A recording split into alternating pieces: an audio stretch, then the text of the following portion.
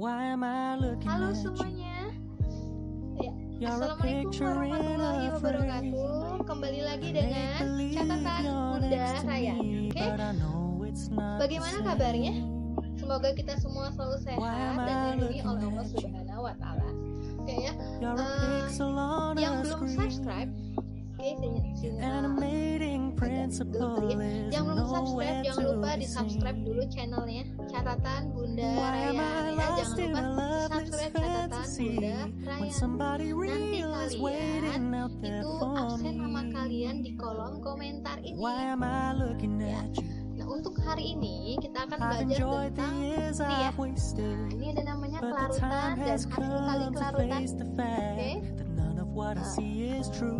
Nanti kita akan belajar lagi larutan dengan hasil kali larutan. Untuk penjelasannya lebih lanjut nanti bisa lihat tayangan berikut. Jangan lupa subscribe.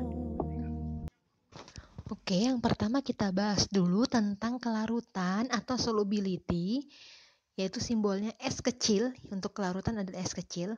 Pengertiannya adalah jumlah maksimum zat terlarut yang dapat larut dalam sejumlah pelarut pada suhu tertentu.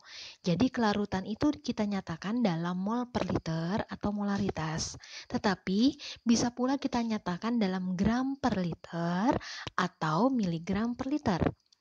Untuk jenis larutannya, berdasarkan larutannya itu terbagi menjadi 3.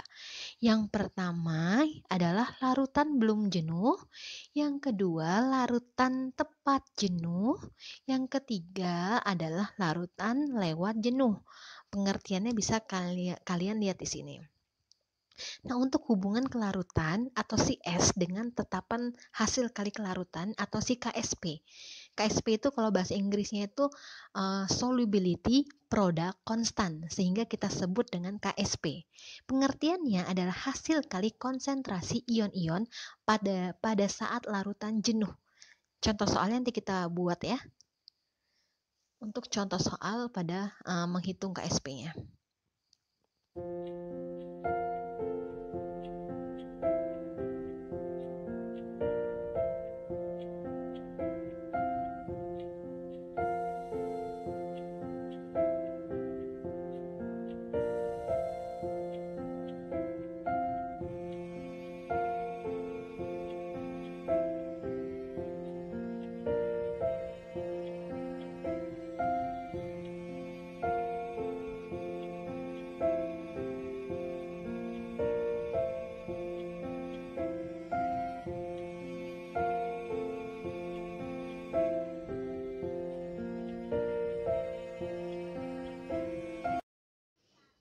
Oke, sekarang kita akan coba bahas soal ya, contoh soal tentang kelarutan dan hasil kali kelarutan.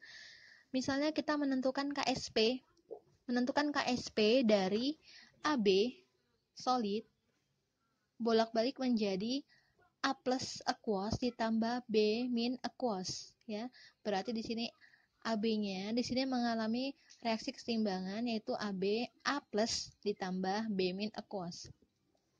Nah, sekarang kita tuliskan dulu kelarutannya. Jadi kita misalkan di sini AB-nya kelarutannya adalah S.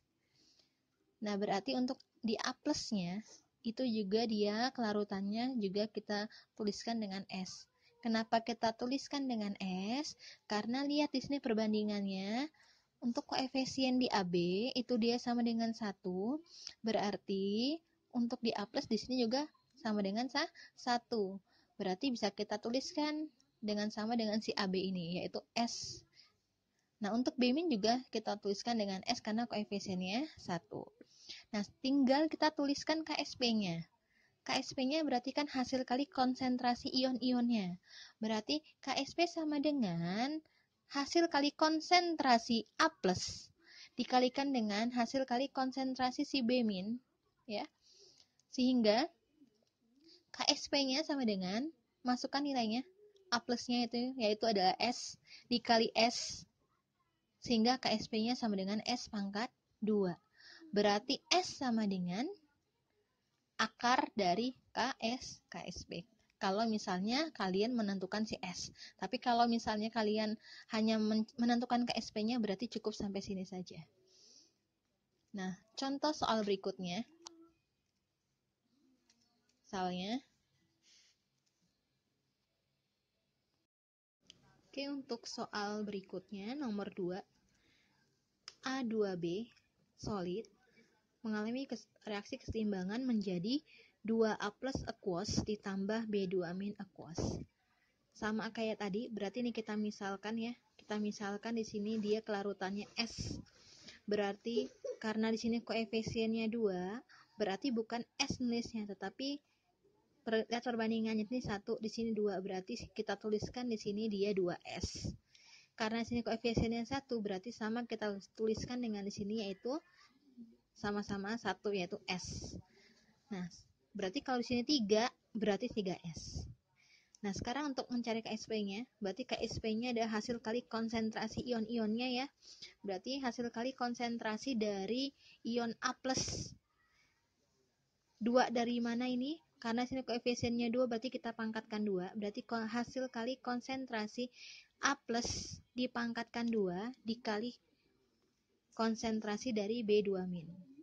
Sehingga KSP-nya sama dengan A plusnya di sini 2S. Masukkan nilainya, dipangkatkan 2 dikali S, larutannya sini S, sehingga KSP sama dengan 2S pangkat 2, berarti dia 4S pangkat 2 dikali S, sehingga KSP sama dengan 4S pangkat 3.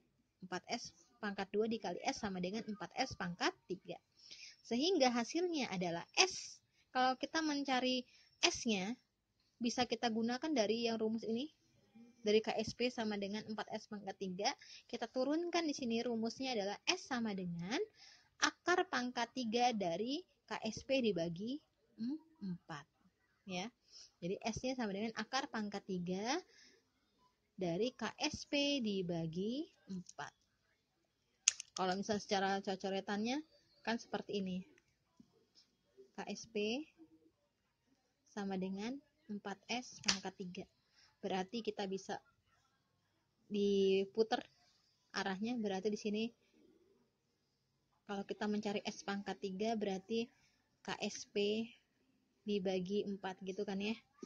Berarti kalau untuk mencari CS-nya, akar pangkat 3 dari KSP dibagi 4. Sama kan? Nah, itu contoh soal nomor 2. Nanti kita masuk ke contoh soal kalau misalnya nilainya S-nya itu ada.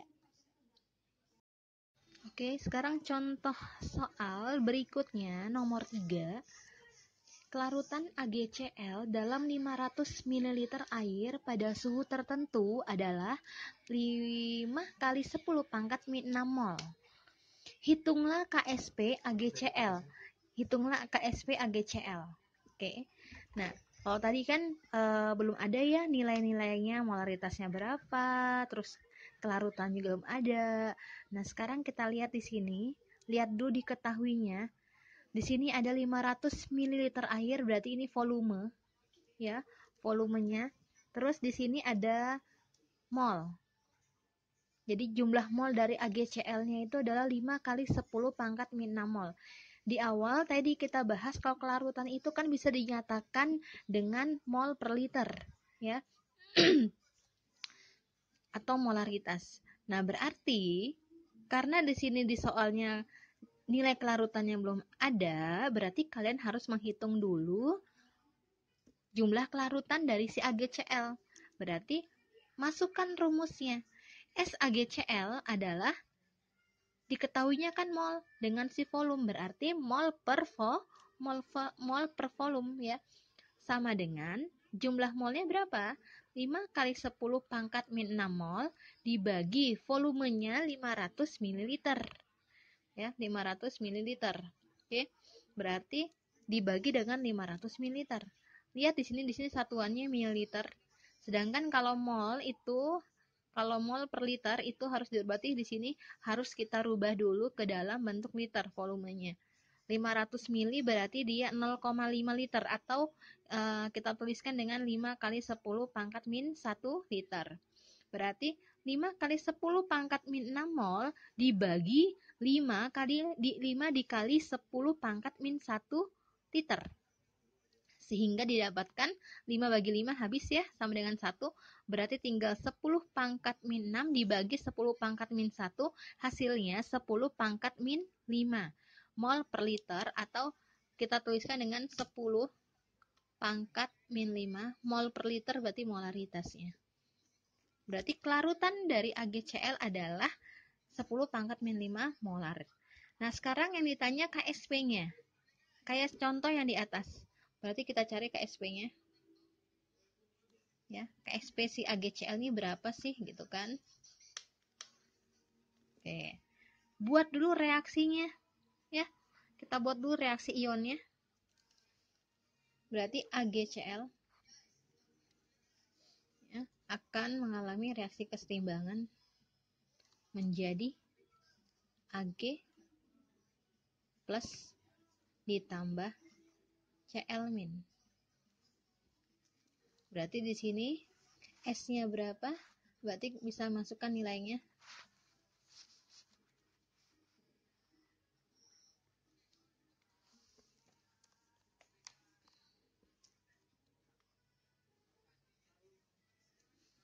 Oke, di sini kita lihat dulu. Tadi 10 pangkat min 5 molaritas. Oke, kita masukkan dulu di sini 10 pangkat min 5 molaritasnya.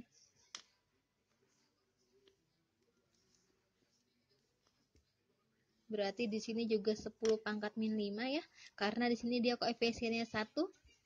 Ya, berarti di sini juga dia 1, berarti kita tulis 10 pangkat min 5. Cl min juga di sini perbandingan juga 1, berarti 10 pangkat min 5. Oke, berarti KSP-nya adalah hasil kali konsentrasi Ag plus dikalikan dengan Cl min. Sehingga masukkan nilainya, tadi didapatkan AgCl-nya 10 pangkat min 5 ya. 10 pangkat min 5. Berarti KSP-nya Ag plusnya 10 pangkat min 5 dikali 10 pangkat min 5 sama dengan 10 pangkat min 10.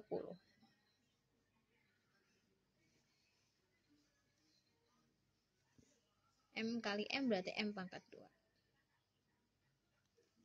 Oke, berarti nilai KSP-nya adalah 10 pangkat min 10 molaritas pangkat 2.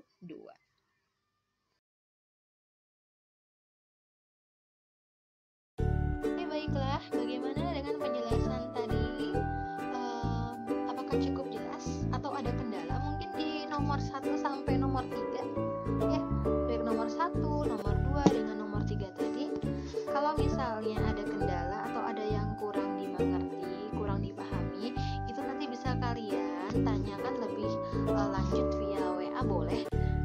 Jadi kita bisa lebih bahas lebih individu ya. Jadi insya Allah nanti kalian juga bakal lebih memahaminya.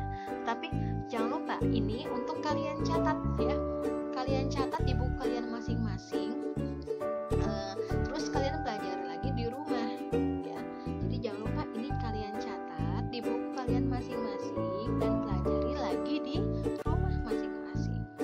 Oke, semoga tayangan ini bisa bermanfaat bagi kita semua ya. Jadi untuk pertemuan minggu depan itu nanti kita tetap bahas tentang kelarutan dengan hasil kali kelarutan, tetapi dengan contoh soal yang berbeda ya. Semoga tayangan ini bisa bermanfaat bagi kita semua. Tetap jangan kemana-mana, tetap di rumah aja, stay safe semuanya. Jangan lupa jaga kesehatan ya, sering-sering cuci tangan, dan jangan lupa banyak beribadah di rumah. Selamat menunaikan ibadah puasa. Sampai jumpa di pertemuan berikutnya. Wassalamualaikum.